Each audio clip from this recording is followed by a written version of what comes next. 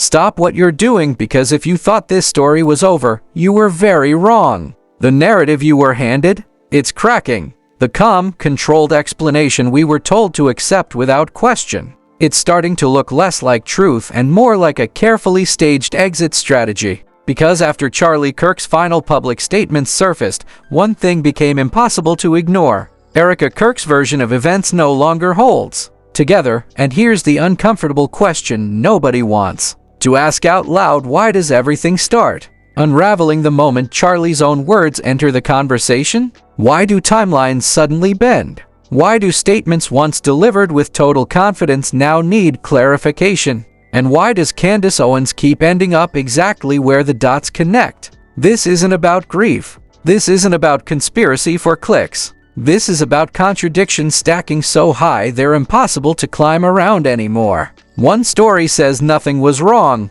Another says everything was fine. And then Charlie's closing remarks land like a match in a room full of gas.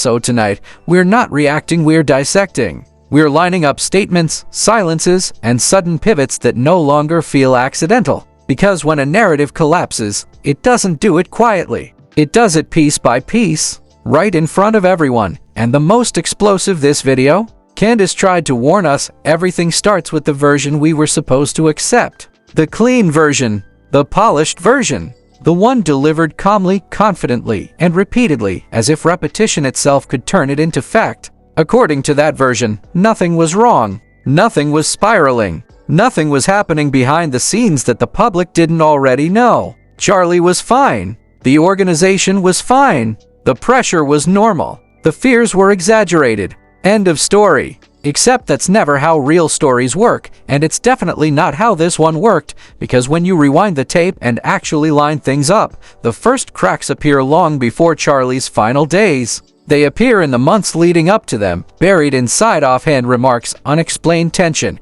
and subtle shifts in tone that only make sense after the fact. At the time, they were brushed off as stress, ambition, the cost of leadership. But now, they read like warning labels everyone ignored. Start with the environment Charlie was operating in. This wasn't just a media company or a political nonprofit. It was a donor-driven ecosystem powered by influence, money, loyalty, and constant performance. Every speech mattered. Every guest choice mattered. Every alliance was watched. And once Charlie began opening doors to voices that weren't universally approved by that inner circle, the temperature changed. Suddenly, the praise cooled. Questions started coming in that weren't really questions. Concerns were raised that sounded more like ultimatums. And according to multiple accounts, Charlie didn't hide how much that bothered him. Privately, he was telling people he felt boxed in, that he was being told, implicitly and sometimes explicitly, whose side he was supposed to be on. That his patriotism was being questioned by people who financially backed the very platform he built. That kind of pressure doesn't show up on camera, but it changes how someone moves. It changes how someone speaks. And most importantly, it changes what someone starts saying off camera. This is where the first contradiction becomes impossible to ignore. Because while the official narrative insists there were no alarming messages, no expressions of fear, no indication that Charlie believed he was in danger, multiple people independently describe conversations that say the opposite. Not vague feelings, not generalized stress, specific language, specific timing, statements about increasing security, statements about being under threat, statements that don't sound like metaphor when you put them next to the context he was living in, and this isn't coming from random internet voices. These are people who were close enough to receive late-night texts, close enough to get phone calls when the pressure felt unbearable, close enough to hear things that never made it into speeches or interviews. According to them, Charlie wasn't panicking, but he was alert. He wasn't hysterical, but he was aware. And awareness is exactly what doesn't fit the version we were told later, because the moment Charlie's own closing statements entered the public record, everything shifted. Suddenly, the man we were told was calm and unbothered was openly acknowledging tension. He was choosing words carefully. He was hinting at distance. He was drawing lines without naming names. And anyone who's watched that footage closely knows the energy is different. This wasn't business as usual. This was someone navigating a minefield while pretending it was solid ground. That's why the insistence that nothing existed on his phone raises more questions than it answers. Not because grief isn't real or denial isn't human, but because certainty in a situation this complex is statistically unrealistic. One device does not equal one truth. One inbox does not equal one record. Especially not for someone operating at Charlie's level, juggling staff, donors, media figures, and private confidants across multiple platforms. What makes this more uncomfortable is how quickly the conversation was shut down. Instead of acknowledging the possibility of unseen communications, the response became absolute, definitive, closed. And that's not how transparency usually sounds. Transparency explains. It walks through the process. It admits limitations. What we got instead was a verbal full stop, as if saying it firmly enough would erase every conflicting account surrounding it. And this is where Candace Owens re-enters the picture. Not as a side character, but as the person who kept pointing at the same inconsistency over and over again. She didn't claim to have every answer. She didn't pretend to know everything. What she kept saying was simpler and far more dangerous, that other people had receipts, that multiple witnesses matched, and that dismissing all of it without examination was irresponsible. That alone made her a problem, because once you admit there might be messages you haven't seen, the narrative stops being controllable. Once you admit Charlie may have felt threatened, questions start stacking. Who was applying pressure? Who had leverage? Who benefited from silence? And who was most invested in making sure the story never moved beyond nothing to see here? By the time Charlie's final public words circulated, the contrast became impossible to ignore. His tone didn't match the reassurance. His caution didn't match the calm. His subtext didn't match the certainty we were being sold. And when two realities exist side by side like that, the audience always starts leaning toward the one that explains more, not less. Because now the story isn't just about what Charlie may or may not have said. It's about why acknowledging the possibility feels so threatening to the people guarding the official version. And why every attempt to seal the narrative only seems to widen the cracks as we move forward into the next layer of this unraveling. Where the timelines tighten, the names get closer, and the silence starts to speak louder than any statement ever could. Because once you step into that next layer, the timeline stops being abstract and starts becoming uncomfortable. This is where dates matter. This is where words stop floating and start landing. And this is where the official narrative begins tripping over its own attempts to stay neat. Because when you align what Charlie was saying publicly with what others say he was saying privately, the gap between the two becomes too wide to ignore.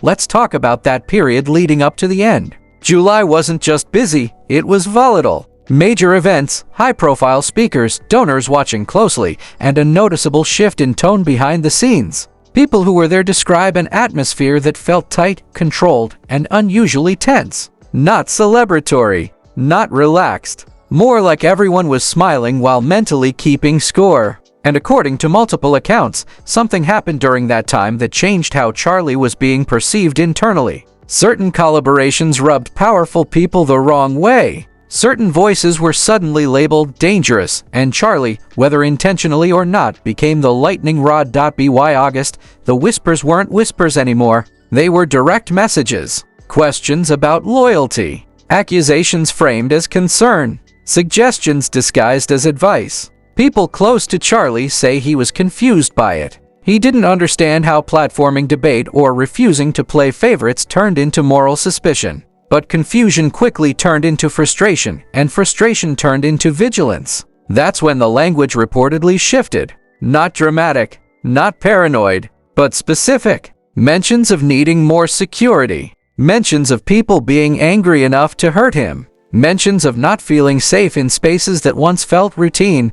This is where the nothing was said argument starts collapsing under its own weight, because multiple people independently describe the same pattern. Late-night texts asking for prayer. Short messages acknowledging pressure. Replies confirming increased security. These aren't sensational claims. They're mundane, almost boring in their consistency. And that's exactly what makes them believable. Fabricated stories tend to be flashy. Real ones tend to overlap quietly. And then there's the so-called white knight. The unnamed figure who supposedly received a message that mattered, a message that could clarify everything, but who never stepped forward. The speculation around this person isn't random. It's rooted in proximity, early involvement, public loyalty, financial ties. The kind of person whose voice would instantly change the conversation, but whose silence keeps it suspended. And silence, in situations like this, isn't neutral. It's strategic, because stepping forward wouldn't just answer one question. It would open 10 more. It would invite scrutiny. It would force timelines to be audited. And it would drag private relationships into public daylight. For someone with a lot to lose, staying quiet suddenly makes perfect sense. Not because they're guilty, but because truth is rarely clean when money, power, and reputation are involved. Then there's the online trail. Cryptic posts that appeared briefly, raised eyebrows, and then vanished into the noise. Statements that were oddly specific for something supposedly imaginary. Claims that Charlie believed a certain person might try to eliminate him if he turned against them. Not metaphorically. Not politically. Literally. Those posts didn't go viral. They weren't amplified. They were quietly ignored, which is strange considering how explosive they were. Almost like nobody wanted to touch them, and when you compare all of this to the official response, the contrast becomes jarring. Instead of addressing the substance, the focus shifts to tone policing. Instead of clarifying timelines, the emphasis goes to shutting down discussion. Instead of acknowledging conflicting testimonies, the message becomes about protecting families, protecting organizations, protecting peace. All understandable motives. None of them explanations. The phone remains the centerpiece of the denial, but it's also the weakest pillar holding it up. Because possession is not comprehension. Access is not omniscience. And certainty in a digital world full of encrypted apps, deleted threads, archived chats, and multiple devices is an illusion. Especially for someone whose daily communication volume likely dwarfed that of an average person. Claiming total knowledge sounds reassuring, but it doesn't withstand even basic scrutiny. What's more telling is how aggressively certainty is asserted. Not cautiously, not conditionally, absolutely. As if admitting even a sliver of uncertainty would cause the entire structure to collapse. And maybe that's because it would. Because once you admit there might be messages you didn't see, you have to admit there might be conversations you didn't hear.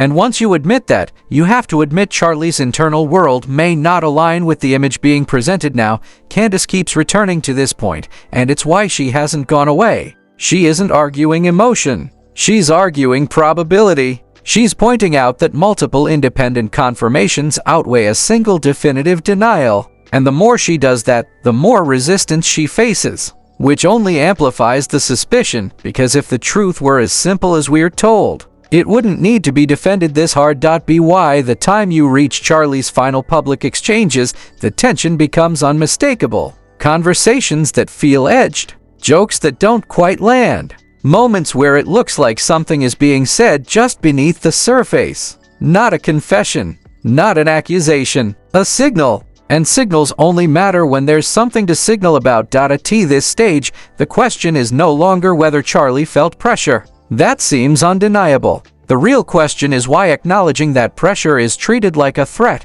and why the effort to maintain a single, spotless narrative has created more suspicion than any messy truth ever could, as everything now barrels toward the consequences. Where silence, denial, and unresolved contradictions start demanding a reckoning that no amount of reassurance can delay anymore. Because once a story reaches this stage, the fallout is no longer optional, it's inevitable. This is the point where maintaining control becomes harder than telling the truth, and where every attempt to smooth things over only sharpens the edges people keep cutting themselves on. By now, the audience isn't asking whether something feels off. They're asking why the response to that feeling has been so aggressively closed off. The most telling shift happens in how language changes. Early on, statements were broad and reassuring. Later, they became narrow and defensive. And now, they're emotional, urgent, and increasingly personal. That progression matters because it signals stress. Organizations that are confident in their position don't react this way.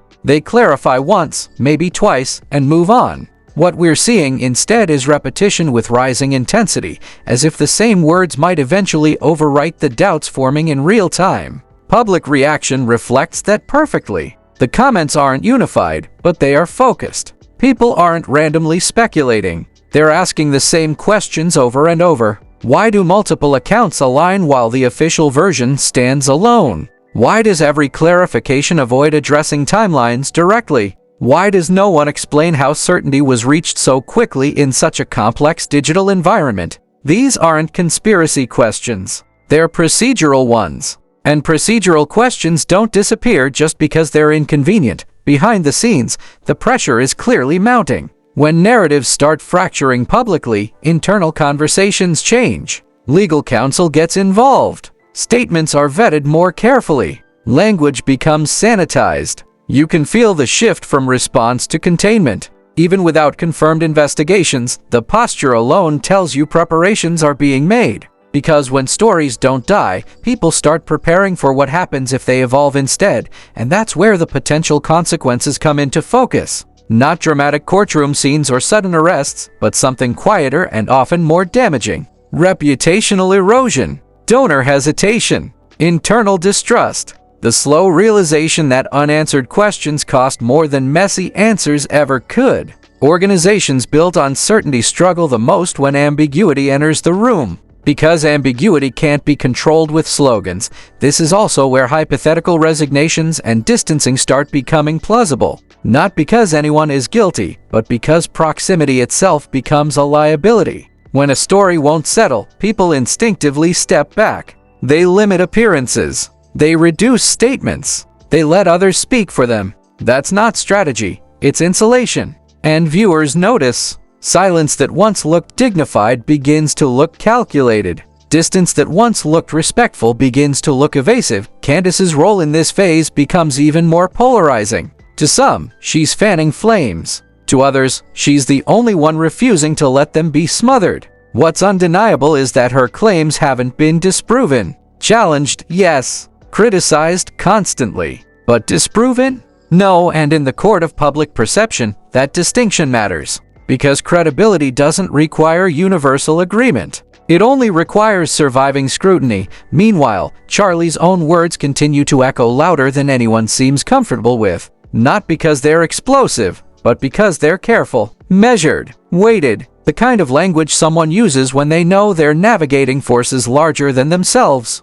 When you rewatch those moments now, knowing everything that followed, they don't feel casual. They feel deliberate. And deliberation implies awareness. That's the part no amount of denial has managed to erase. Awareness doesn't mean fear. It doesn't mean certainty of harm. It means recognition of risk. And recognition of risk is exactly what aligns with the accounts from people who say Charlie was increasing security, asking for prayers, and acknowledging pressure from within his own sphere. Those details don't contradict each other. They reinforce each other. What makes this entire situation volatile is that no single explanation resolves all of it. The official narrative explains some pieces but ignores others. The alternative accounts explain the ignored pieces but raise new questions. And when stories compete like that, the one that survives is usually the one that feels more complete, not the one that feels cleaner. Right now, completeness is winning. The longer this goes unresolved, the harder it becomes to reset. Every delayed answer invites another theory. Every emotional plea invites another breakdown. Every attempt to silence discussion signals that there's something discussion-worthy being protected. None of that means malicious intent. But it does mean the strategy isn't working. At the end of the day, this isn't about proving a single claim right or wrong. It's about acknowledging that a one-size-fits-all explanation can't cover a situation this layered. Charlie's final weeks weren't simple. The pressures weren't imaginary. The contradictions aren't accidental. And pretending otherwise has only guaranteed that this story won't fade quietly, because when narratives fall apart, they don't collapse all at once. They unravel slowly, thread by thread, until what's left is a question no one can ignore anymore. And that question isn't who's lying. It's who benefits from pretending nothing ever happened, and how long they think the audience will accept an answer that explains less and less the longer they hear it. So, what do you think? Can we really trust the narrative we're being fed, or is someone out there carefully piecing together the version they want us to believe? Charlie's final days, the conflicting accounts, the mysterious white knight, and Erika's statements, all of it raises more questions than answers. And honestly, That's exactly why you shouldn't just scroll past this. You need to ask, dig, and decide for yourself. This isn't just about gossip. It's about truth, accountability, and the pieces that don't add up. Who benefits when stories are smoothed over? Who loses when silence is mistaken for clarity? And most importantly, what are we missing by accepting the easy explanation? Every text, every private conversation, every cryptic post, it all matters. And the more you look, the clearer it becomes that the story isn't finished. So here's what you need to do. Stay alert, stay questioning, and don't take anything at face value. Hit that like button if you want more updates on this unraveling saga. Drop your thoughts in the comments. Who do you think is telling the truth? And make sure to subscribe, because as this story develops, you're not going to want to miss a single explosive detail. The truth is out there. Are you ready to see it?